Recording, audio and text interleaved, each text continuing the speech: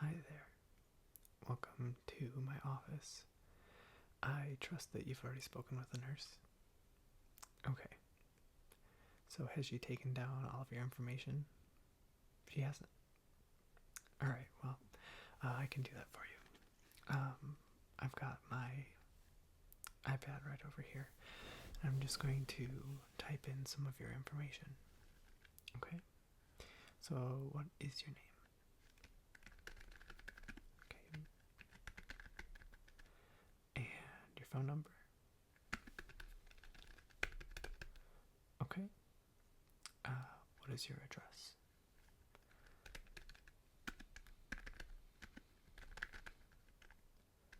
Your city? Okay. And your postal code? Perfect. Okay. Well, we do have you on file, so we can start talking right away. So you've come to the ear, nose, and throat clinic. Can you tell me why you think you have an ear infection? Okay. And what is the reason that you think you have an ear infection? Oh. Okay.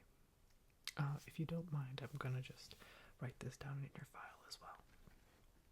Okay. So you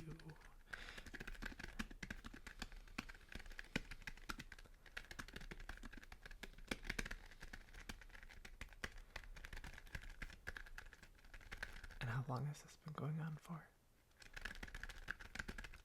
Okay.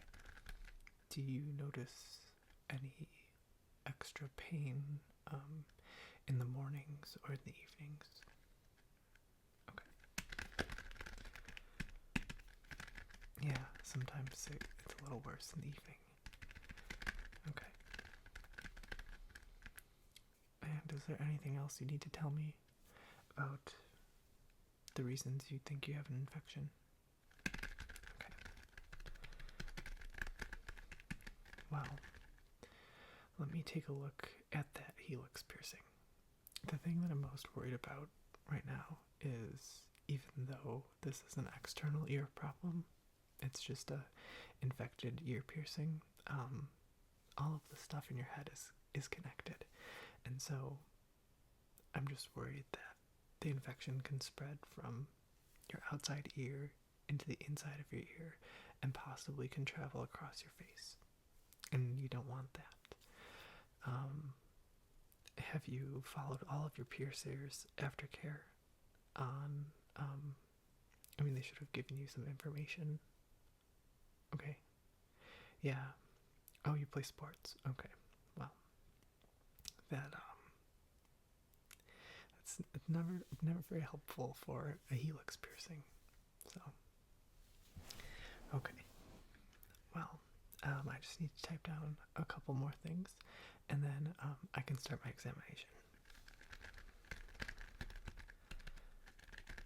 Do you mind telling me where you got that piercing?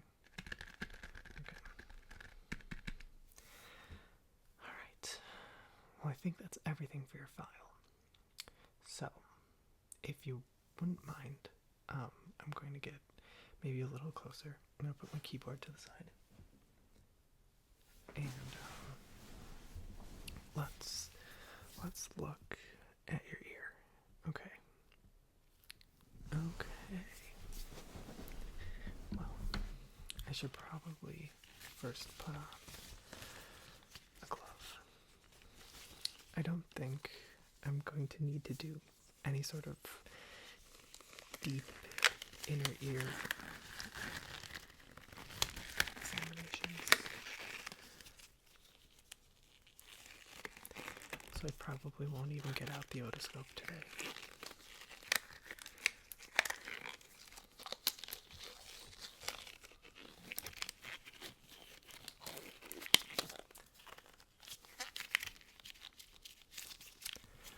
Okay, so I'm just going to need to quickly see into your ear. I do see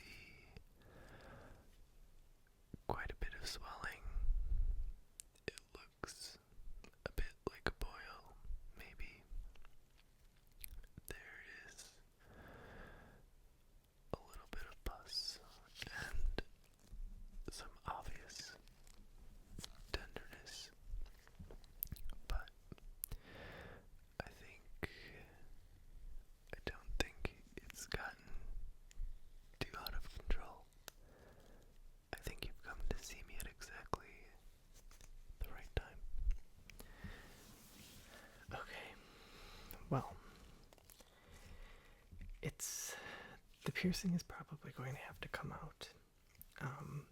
You can always get your ear re-pierced at another time, but for right now, I think the best way to handle this is to, well, before we even take it out, I should see if we can drain it a little bit. It looks kind of swollen, and there might be a little bit of fluid that I can get out. Have you noticed a lot of fluids? You have. Have you been washing your bed sheets as often as you can? It seems like kind of a weird thing, but resting your head on a pillow every night, it sometimes just spreads infections. It's kind of gross, I know.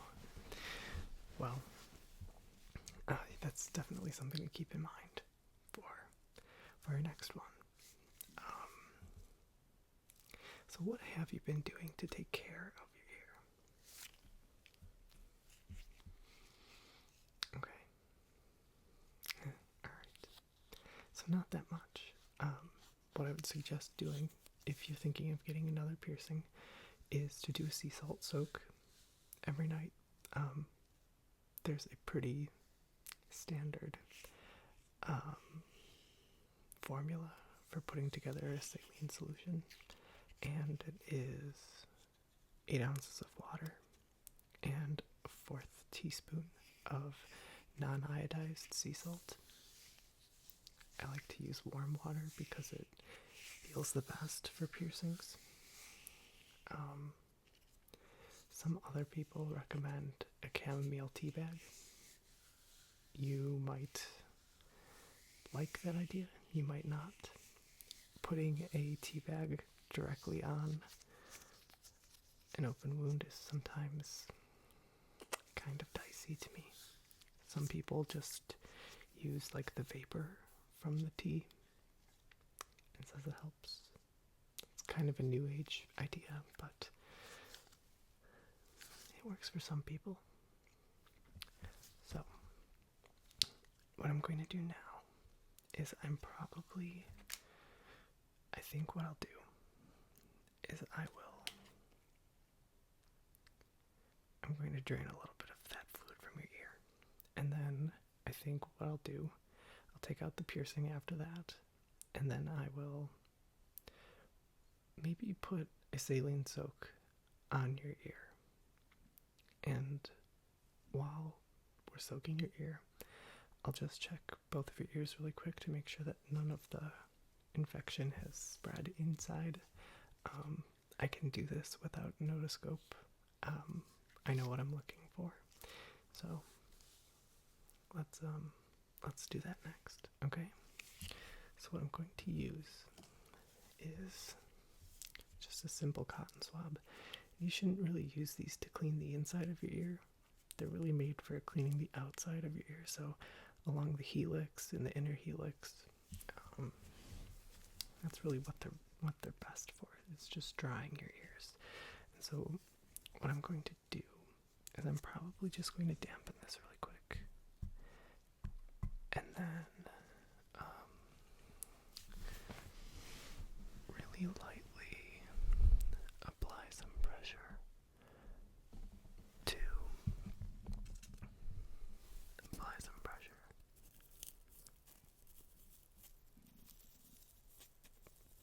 Yeah, you can hear my stomach. And you can tell me if this hurts too much.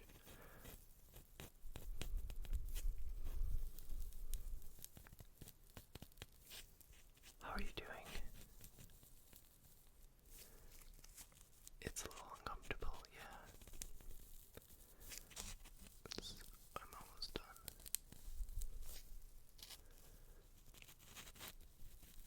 Okay.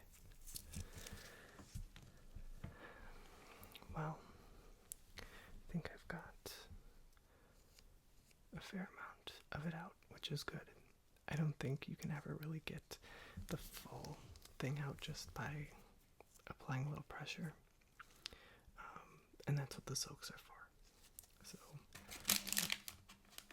sorry. What we're going to do now is soak the area. And now, normally sea salt soaks are you like create a vacuum over the piercing, and you let the water just sit on there.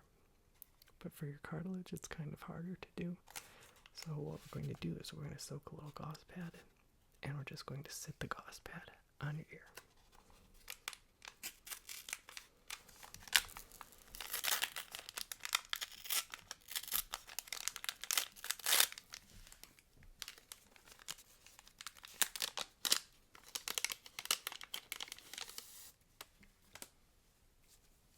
Okay, so it's just a simple pad. Now we're going to soak it. I've got the solution already made. I use it so much. You don't even need to use it for piercings. It's like you can use the salinity for anything. Okay. So let me I'm just gonna hold it on there. Okay. I think I can get it. I'm going to wrap it around the top of your ear. Okay. So we're just gonna let that sit there for just a little bit. When your piercing is new, I would do like 10 minutes. Later stages of healing, maybe just 5. And when you're fully healed, you don't need to do it anymore. But, you know, if your ear gets snagged or something again, then you might want to consider doing a soak just to alleviate any of that horrible swelling. Okay, so while that's going on, I think I'm going to check both of your ears. And I hope you're not nervous about this at all. I'm doing this just as a precaution, so it's nothing you need to worry about. And so I'm just going to walk you through what I'm seeing and what I'm looking for. Does that help? Okay. Well, I think I'm going to work on your other ear first, because you don't have the pad on that side. Okay? So I'm just going to grab a couple things really quick. And then I'm going to scoot over to this side for you. Okay. So what I'm doing over here is I am grabbing your outer ear. And I'm just gonna pull it up and to the back a little bit to see straight down your ear canal. Don't feel nervous if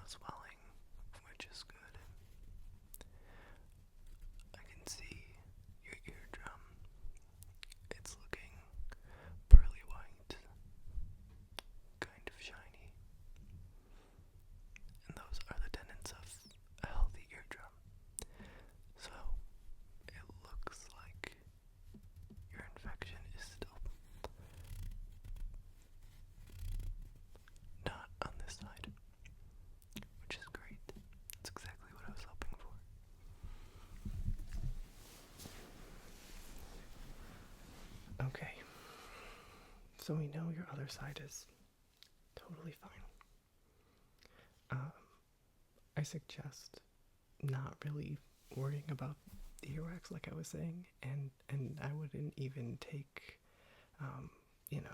a Q-tip to it. Some earwax is normal.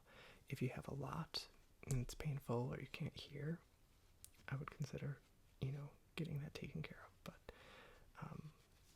this is a totally normal amount, especially for someone who has been under that kind of bodily stress.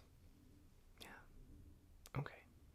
Well, your right ear is still soaking away, which is a good thing. And I just would like to examine it. I will be pulling on this ear, so please let me know if it gets uncomfortable. I'm going to stay away from your upper helix, just so. Yeah, I don't want to pull on it. Okay. So, time to check this ear. And again, I'm just pulling your ear up towards the back of your head and inside of your ear. I'm looking for a normal amount of tiny hairs in your ear canal. These are there to block outside dust and contaminants. It's also a function of your earwax. And looking down into your ear canal, I can see your eardrum. It's looking a little cloudy. This one is a little bit swollen. You can see that there's a little thickness to it, which I guess is to be expected. I'm not exactly troubled by this news. And okay. Well, you can see that the infection may have started to creep in on your on the ear with your piercing, but it isn't very severe at all. What I'm going to suggest to you is an antibiotic, and this is going to help you clear the infection pretty quickly. I really don't think you need to worry about it at all. I'm just going to give you some samples in the office, because I really think it's only going to take a short amount of time to clear this up. You have come in at exactly the right time. So I have these here for you. They're just little gel caps.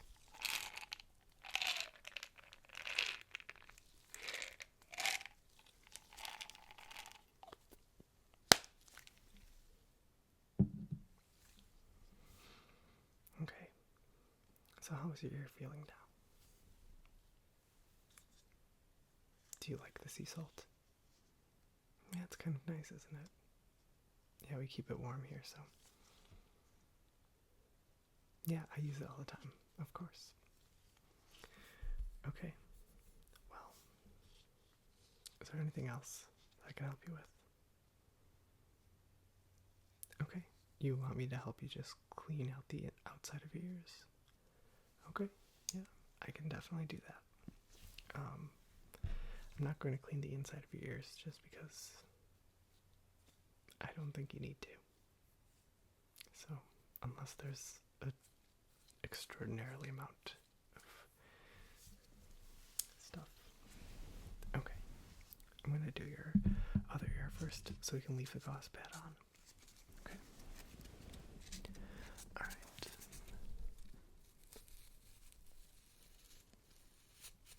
Just cleaning your ears, the outside.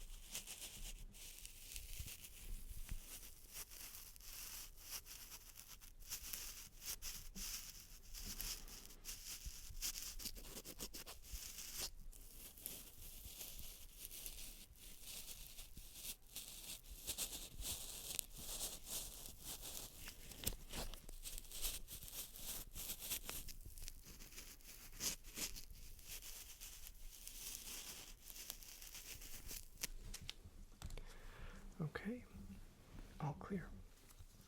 So, I've given you some advice on how to take care of any new ear piercings you get.